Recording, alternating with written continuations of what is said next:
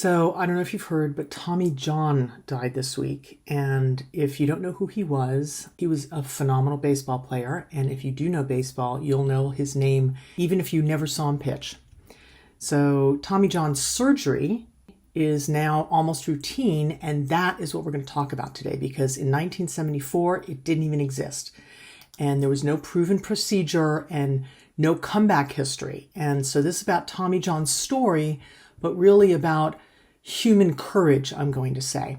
So in this particular situation, there was no list of athletes who had ever had that kind of surgery before him. And there was a pitcher with a torn ligament in his elbow. And there was a surgeon that had an idea how to fix that. And then there was a decision that came with almost zero guarantee. And from my perspective, that's really worth talking about.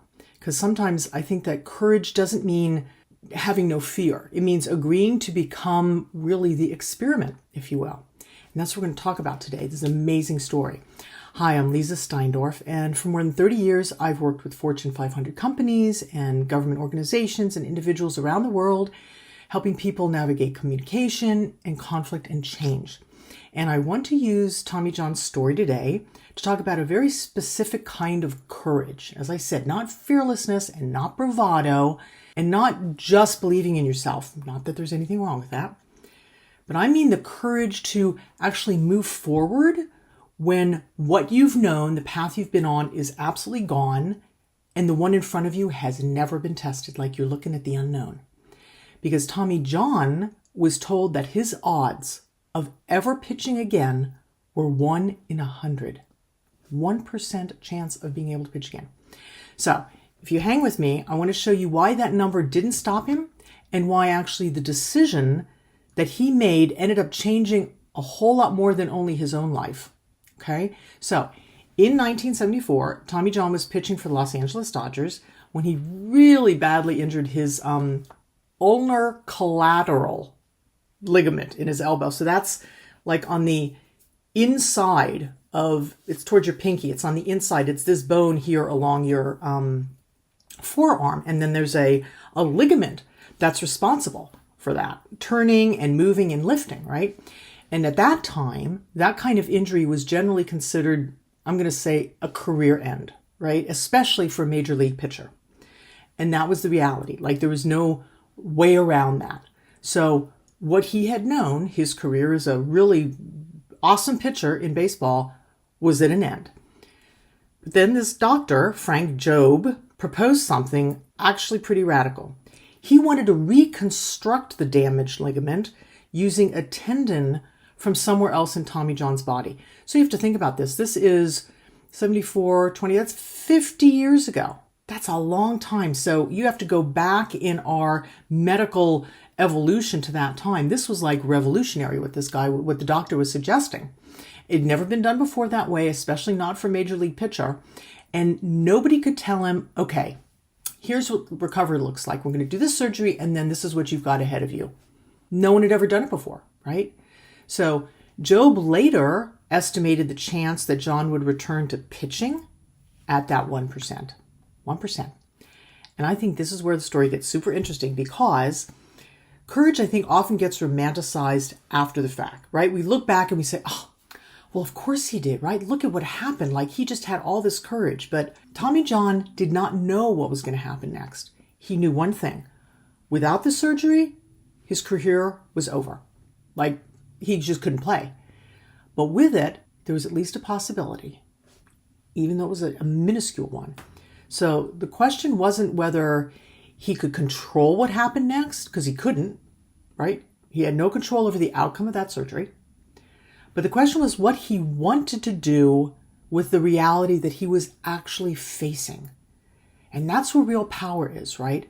When we can look at what's in front of us factually and then find our agency of choice. And John chose the surgery. But if courage is just saying yes to a risk, that can actually also be recklessness. So what was it that made this different? Tommy John did not choose surgery because he thought failure was impossible. He chose it while understanding that actually failure of the surgery was very possible, right? And that distinction matters because, and this is what I find so interesting, Tommy John didn't have certainty, something we all look for, right? He couldn't have certainty. How could he? But he did have clarity about what was factually so. He could not keep playing the way he was. And without the surgery, his career would be over. But with it, there was at least a possibility. And he didn't need to know how it would turn out in order to decide what he wanted to do with what was actually in front of him. So he wasn't just betting blindly. Like, he knew what no meant. Like, no surgery meant no baseball. It was over. So even that 1% represented for him something that zero could not, that no could not, and that was possibility. There was a chance. And I think that's really important, a distinction in our own lives that we can make, because sometimes the thing that looks really the safest to us, it's not actually the safest option. Not always. Sometimes staying where you are can actually guarantee the outcome that you are trying to avoid. And sometimes that unfamiliar path, the one that looks like it's risky, actually deserves consideration precisely because the familiar one has stopped working. So we know it's not working, but we often stay on that path because it's familiar. And we avoid, or we won't even look at other options because they're unknown. And that leads me to a bigger question. If Tommy John was only trying to save his own career, how did his decision end up changing thousands of others? Okay? And I'll tell you that in a minute, but before we get there, I'm curious for yourself. Have you ever made a decision where you knew there was no guarantee that it would work, but you also knew that not doing it would cost you more? And if you have a situation like that, share it in the comments. We've got a very cool community here that's growing around these common events in our world and looking at human behavior and emotions and inspiration beneath those patterns and what we can learn from them. Because I think those situations that you've had, I think those are the decisions that actually shape us the most. The ones where we feel like we're between a rock and a hard place. So Tommy John spent more than a year rehabilitating his elbow. But then he came back, and it wasn't just for a short period of time. Like, he went, I think he was 30, 32, something like that when he had the surgery. He went on to pitch until he was 46. That's almost 15 years of amazing playing. And he won more games after the surgery than he had before it. And the operation that once carried a 1 in 100 estimate became one of the most important procedures in sports medicine. Like, think about that. The next pitcher didn't have to make the same decision that Tommy John did. Why? Because Tommy had already made it, right? He created the evidence for it. And then another athlete after that created more evidence, and then another, right? And so the body of proof grew, and eventually that which seemed impossible became familiar. Then the unfamiliar thing became accepted, and then the accepted route became routine. And I find that fascinating. So Tommy John's decision didn't just change what happened to Tommy John. It changed the evidence that was available to the next person. So his actions, his decisions absolutely had reverberations. And the next pitcher standing in the doctor's office was no longer standing where Tommy John had stood. So something that had previously existed only as an idea had now happened. And every person after that added to that evidence, added to that proof that it could work. And eventually what had seemed almost impossible actually became possible. And then probable, and as I said, it's now routine. Isn't that interesting? So I think sometimes human beings' willingness to enter into the unknown, like being willing to jump off that edge when we don't know what's there, actually changes what the next human being understands to be possible. So Tommy John didn't agree to the surgery because he wanted his name attached to some kind of a medical procedure that would become famous. He wanted to pitch again. Like, he wanted to have a life. He was making a choice for his life. And he knew that without the surgery, his love and his passion for baseball could not be lived the way he had lived it as a pitcher. But even that 1% gave him an opportunity that maybe that could work. So by taking responsibility for his own next step I'm going to say he accidentally opened up that path for thousands of other people.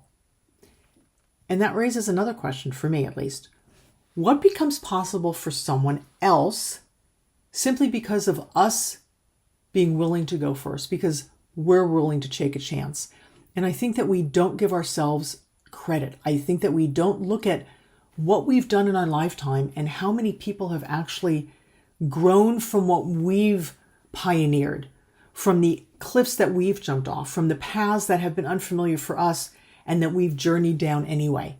And how many other people can now do that, whether it's family members or colleagues or friends or people we may not even know that have heard or seen what we've done. So I think that's why Tommy John's story is actually really bigger than baseball, right? We tend to think these pioneers are people who know that they're making history. I don't think so.